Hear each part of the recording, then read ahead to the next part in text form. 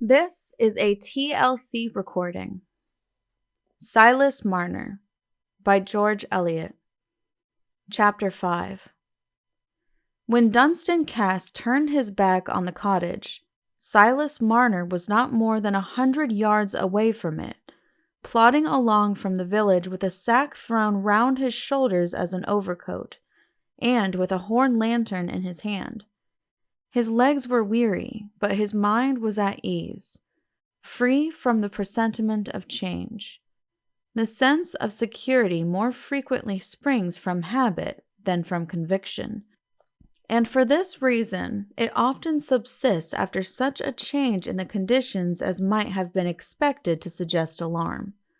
The lapse of time during which a given event has not happened is, in this logic of habit, constantly alleged as a reason why the event should never happen, even when the lapse of time is precisely the added condition which makes the event imminent.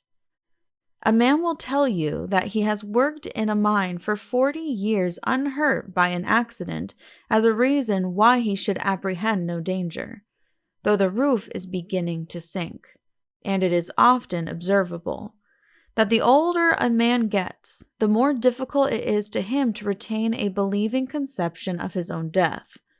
This influence of habit was necessarily strong in a man whose life was so monotonous as Marner's, who saw no new people and heard of no new events to keep alive in him the idea of the unexpected and the changeful, and it explains simply enough why his mind could be at ease, though he had left his house and his treasure more defenseless than usual.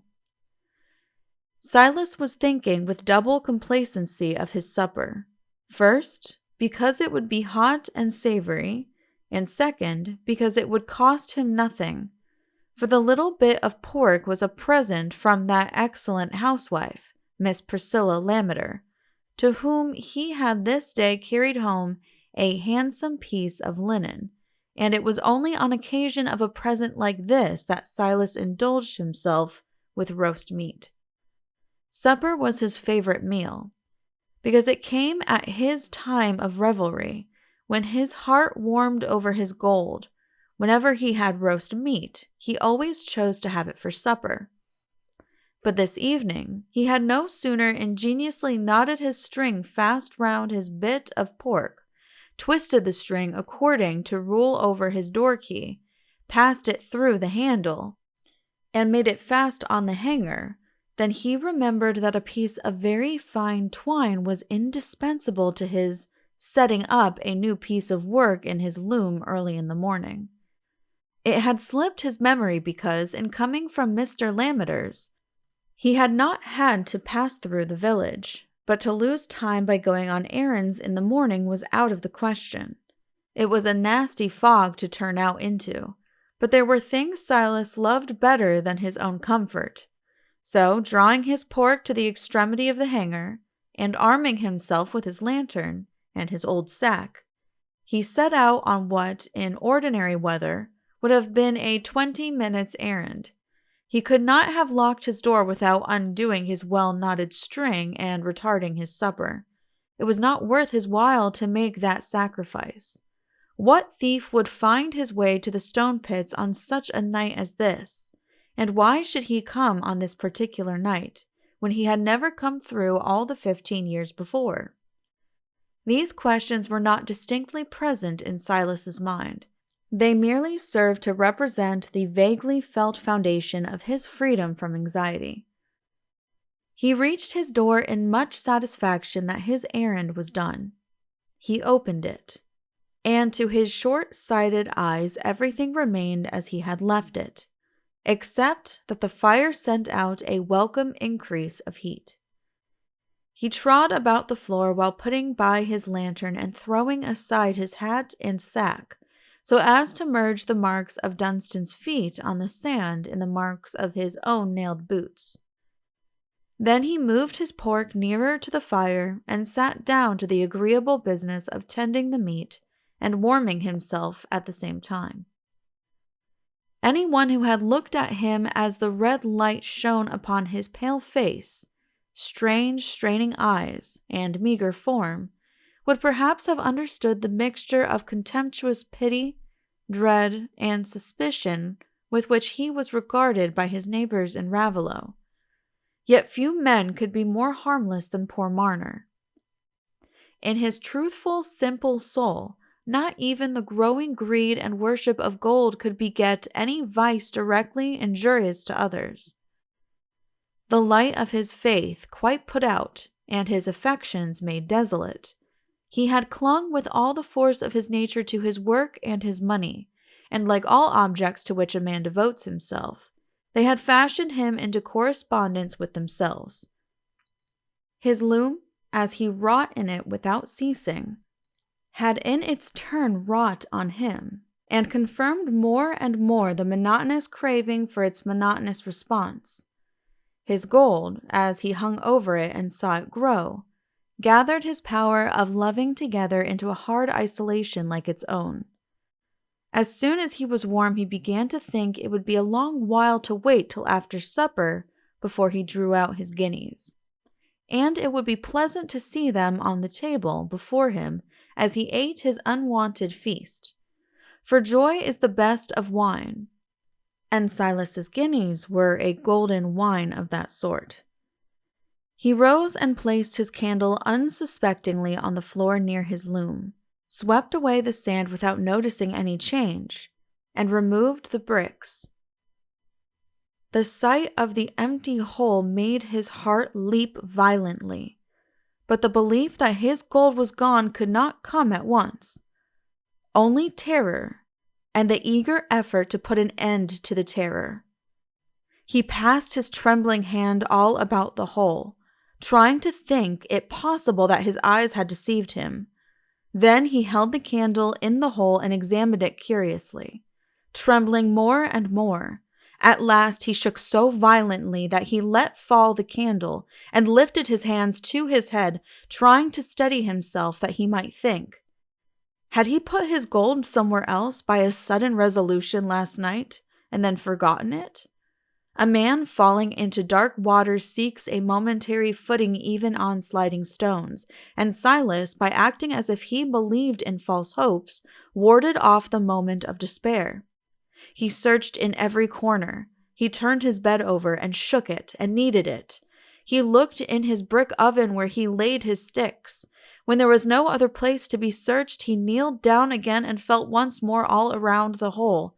There was no untried refuge left for a moment's shelter from the terrible truth. Yes, there was a sort of refuge which always comes with the prostration of thought under an overpowering passion. It was that expectation of impossibilities, that belief in contradictory images, which is still distinct from madness, because it is capable of being dissipated by the external fact. Silas got up from his knees, trembling, and looked round at the table. Didn't the gold lie there after all? The table was bare.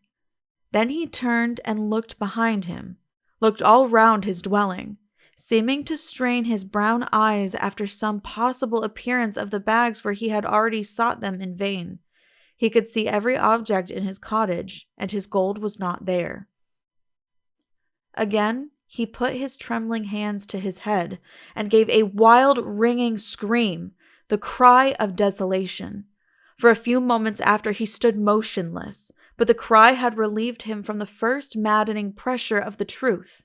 He turned and tottered towards his loom and got into the seat where he worked, instinctively seeking this as the strongest assurance of reality.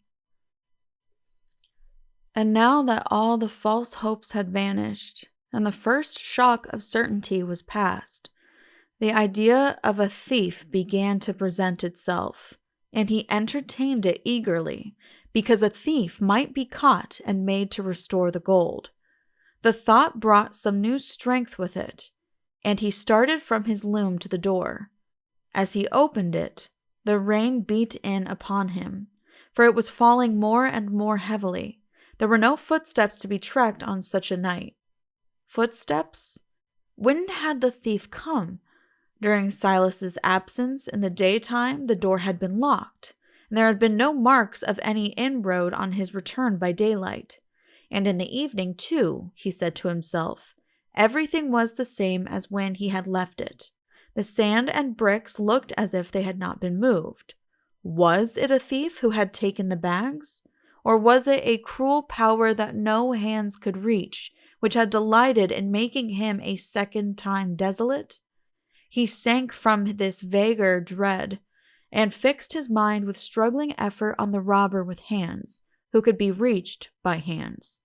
His thoughts glanced at all the neighbors who had made any remarks, or asked any questions which he might now regard as a ground of suspicion. There was Jem Rodney, a known poacher, and otherwise disreputable. He had often met Marner in his journeys across the fields, and had said something jestingly about the weaver's money. Nay, he had once irritated Marner by lingering at the fire when he called to light his pipe, instead of going about his business. Jem Rodney was the man. There was ease in the thought. Jem could be found and made to restore the money. Marner did not want to punish him, but only to get back his gold which had gone from him, and left his soul like a forlorn traveler on an unknown desert. The robber must be laid hold of. Marner's ideas of legal authority were confused, but he felt that he must go and proclaim his loss, and the great people in the village, the clergyman, the constable, and Squire Cass, would make Jem Rodney, or somebody else, deliver up the stolen money. He rushed out in the rain, under the stimulus of this hope, forgetting to cover his head, not caring to fasten his door, for he felt as if he had nothing left to lose. He ran swiftly, till want of breath compelled him to slacken his pace as he was entering the village at the turning close to the Rainbow. The Rainbow, in Marner's view, was a place of luxurious resort for rich and stout husbands, whose wives had superfluous stores of linen. It was the place where he was likely to find the powers and dignities of Raveloe, and where he could most speedily make his loss public. He lifted the latch and turned into the bright bar or kitchen on the right hand, where the less lofty customers of the house were in the habit of assembling, the parlor on the left being reserved for the more select society, in which Squire Cass frequently enjoyed the double pleasure of conviviality and condescension. But the parlor was dark tonight, the chief personages who ornamented its circle being all at Mrs. Osgood's birthday dance, as Godfrey Cass was. And in consequence of this, the party on the high-screened seats in the kitchen was more numerous than usual. Several personages, who would otherwise have been admitted into the parlor and enlarged the opportunity of hectoring and condescension for their betters, being content this evening to vary their enjoyment by taking their spirits and water where they could themselves hector and condescend in company that called for beer. End of Chapter 5. Please click the link below to continue on to Chapter 6. This has been a TLC recording. Thank you for listening, and please be sure to subscribe.